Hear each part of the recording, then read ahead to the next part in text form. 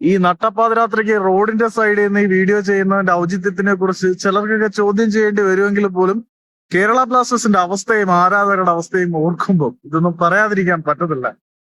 കഴിഞ്ഞ സീസണിൽ കേരള ബ്ലാസ്റ്റേഴ്സിന് വേണ്ടി ഏറ്റവും കൂടുതൽ ഇമ്പാക്ട് ഉണ്ടാക്കിയ താരങ്ങളുടെ പേരെടുത്ത് പറയാൻ നിന്നാൽ സീസണിന്റെ പകുതിയിൽ വെച്ച് ബ്ലാസ്റ്റേഴ്സിനോടൊപ്പം ചേർന്നതിന് ശേഷം ബ്ലാസ്റ്റേഴ്സിന്റെ പ്രകടനത്തിന് വളരെ വലിയൊരു ടേൺ അറൗണ്ട് പോസിറ്റീവ് ദിശയിൽ ഉണ്ടാവുന്നതിന് കാരണക്കാരനായ താരമാണ് അർജന്റീൻ സൂപ്പർ താരമായിട്ടുള്ള ഫ്രാൻഷു. ആ ഫ്രാൻഷുവിനെ കേരള ബ്ലാസ്റ്റേഴ്സ് നിലനിർത്തണമെന്ന് ആരാധകർ ആഗ്രഹിച്ചാൽ ആ ആഗ്രഹത്തിനെ കുറ്റം പറയാൻ ആർക്കെങ്കിലും പറ്റുമോ? പക്ഷേ നമ്മൾ ബ്ലാസ്റ്റേഴ്സിന്റെ ഫാൻസ് ആണ്. നമുക്ക് അങ്ങനെ ആശ്വസിക്കാനോ പ്രതീക്ഷിക്കാനോ സന്തോഷിക്കാനോ ഒന്നും അർഹതയില്ല എന്നുള്ള വസ്തുതയാണ് മനസ്സിലാക്കേണ്ടത്. കാരണം ഫ്രാൻജുവിനെ ആ പിള്ളേര് കൊണ്ടുപോയി കഴിഞ്ഞു. FC ഗോവയാണ് ഫ്രാൻജു എന്ന ബ്ലാസ്റ്റേഴ്സിന്റെ അർജന്റീൻ താരത്തിനെ കൊണ്ടുപോയിരിക്കുന്നത്.